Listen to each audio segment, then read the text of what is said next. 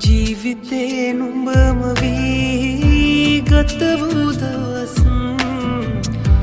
ඔය පහස තුරුලේ ගෙවසූ හවස්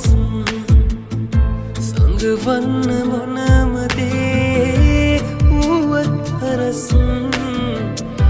නෑ හිතුවේ මානම් වෙන්නට දුරස් ලංවීමයි